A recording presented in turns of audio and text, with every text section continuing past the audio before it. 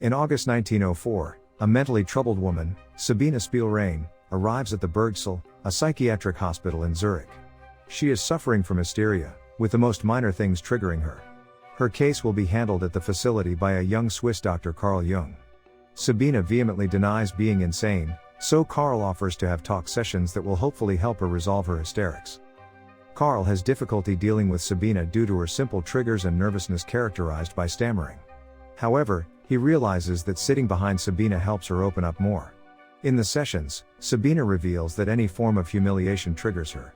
This stems from her abusive father, who would mercilessly beat his kids and force them to kiss his hands afterward. On a walk through the gardens, Carl realizes that Sabine can successfully predict what a person will say next. Carl thinks that the ability is impressive, ignoring Sabine, who believes she has an inner angel who helps her. Sabine accidentally drops her coat, so Carl picks it up and uses his cane to dust it. This action angers Sabine, and she rudely warns the doctor to stop. Later, Carl shares Sabine's condition with his beautiful wife, Emma. He wants to try a new treatment method introduced by a renowned Austrian physician called Sigmund Freud. Emma gives birth, and Carl goes to see his newborn. He is startled by Emma's words as she apologizes for not birthing him a son as she had promised. Carl tries to console and congratulate his wife to no avail. Carl continues using word association and dream interpretation to understand Sabine's condition thoroughly. He realizes that Sabine is a well-educated woman with a degree in medicine. However, he has to leave for military service. As he bids Sabine farewell, Sabine angrily remarks that all their sessions together have been a waste of time. At home, Carl realizes that his wife feels their marriage might also be a waste of time. When he is away, Sabine gets into various shenanigans, prompting the chief of medicine, Eugene Bleuler, to intervene. He and Carl agree to let Sabine help with medical cases at the clinic. Sabine's work measures subjects' physical reactions during word association and provides empirical data as the scientific basis for psychoanalysis. Sabine will be working with a great doctor, so she agrees to the offer and hardly sleeps a wink that night. Sabine's first patient is Emma. She observes as Emma says the first word that comes to her mind when Carl says something. Sabine detects some hostility in Emma's and Carl's marriage. She also realizes that the research is based on patients and the doctor's associates, friends, and family. Sabine continues her sessions with Carl and shares a disturbing dream. The dream makes Carl get the root cause of Sabine's issues. It turns out Sabine would get excited and aroused when her father spanked her bottom as punishment. Consequently, she found her sensuality drifting toward humiliation and pain. This revelation prompts Carl to seek out Freud, hoping to get his intake on the best treatment cause for Sabine. While meeting at a restaurant, Freud shares how his work has faced a lot of opposition, and Carl feels that the reason is that Freud sexualizes every aspect of his work. The field of psychoanalysis is relatively new, and Freud doesn't understand most of it, but he is proud to have young people like Carl interested in his work. Carl shares a dream he had, and Freud interprets it to mean that Carl is afraid his marital life will interfere with his intellectual life. After a lengthy conversation, the two men part ways but promise to meet again very soon. Carl gets back to Zurich and shares aspects of his conversation with Sabine. The two keep meeting and sharing ideas, realizing they have so much in common.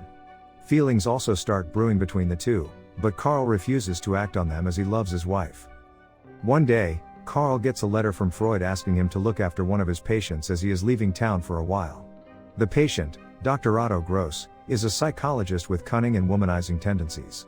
Carl agrees to meet Otto but quickly realizes that Otto is an independent spirit with views that others might deem immoral. At their first session, Otto boasts of the many children he has sired with different women. He believes that having many mistresses keeps a man healthy and virile, while being monogamous causes headaches and stress. He even advises Carl to have affairs and see how his life will improve tremendously. Otto's words plague Carl's mind, and he finds it hard to concentrate during his discussion with Sabine the following day. He has another session with Otto, who shamelessly reveals that he manipulates his patients into believing they have an illness if they are not sexually attracted to him. Otto's father was angry at Otto's behavior, so Otto whined Freud's care to begin with. Carl and Sabine meet again at the park, and their conversation drifts to sex. Sabine has never been with a man, and she fears that this might have contributed to her depression and anxiety. She wants to experience intercourse as soon as possible, hoping this might help her. Carl is reluctant, so Sabine kisses him unexpectedly and invites him to her home. Carl has another meeting with Otto, who notices his predicament. Carl does not want to indulge with Sabine as he fears betraying his marriage and the taboo of sleeping with his patient. Otto encourages him to act on his desires, as the only way to get rid of pleasure is by succumbing to it. Otto shares some of his sexcapades, making Carl's resolve start to crumble. The final nail in the coffin is when Carl sees Otto being intimate with someone in the open field. Carl rushes to Sabina's house, and the two have passionate sex, breaking Sabina's virginity. This marks the start of their affair, which includes bondage and spanking as time passes. One day, Emma surprises Carl with the same boat he had always wanted. She claims he is the best man in the world and hopes he can return to her and their child. This gesture affects Carl so profoundly that he heads over to Sabina, intending to stop the affair. Sabina calms him down and urges him to punish her the way her father would. The two end up making love in the boat with the waves rocking them on. Freud returns from his trip and meets with Carl. He apologizes for sending Otto to the clinic, as he realizes that Otto's views differ completely from theirs. The two men continue discussing psychoanalysis but soon find that neither can agree with the other. Freud mentions a rumor spreading around that Carl is having an affair with one of his patients. Coincidentally, Carl's wife has heard the same rumor and brings it up over lunch. Scared of what the rumor could do to his life, Carl ends his affair with Sabina. Sabina is left devastated and heartbroken. A few days later, she storms into Carl's office and accuses him of telling her mother about their affair. Carl claims that Sabina's mother had received an anonymous letter. He refuses to continue the affair as he wants things to go back to how they were before the affair. Sabina angrily grabs a knife and cuts Carl's face before storming out. Sabina writes to Freud, asking to meet and discuss the affair. Freud writes a letter to Carl informing him of Sabina's letter. Carl responds that Sabina was a woman who had grown attached to him and got angry when he didn't succumb to her seduction. Freud believes his friend's letter and sends a message to Sabina. He refuses to meet with her, claiming that Sabina should move on or try to resolve the matter with Carl without intervention. These matters prove too much for Sabina, so she seeks Carl out.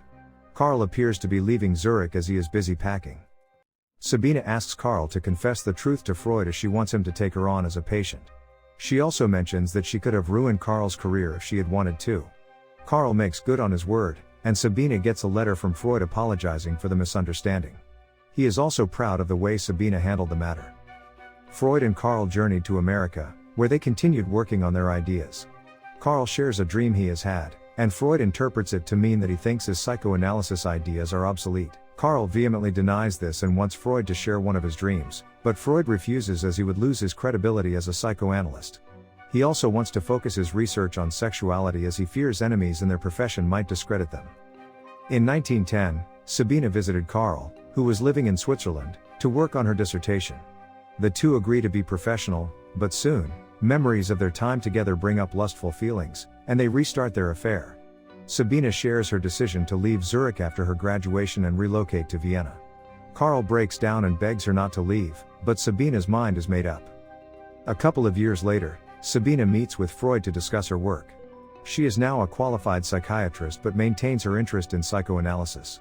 Freud noticed Sabina's work shared similar ideas with the ones he had conflicted with Carl about. Freud feels that Carl's methods are extreme and they should leave the world as it is, not try to play God.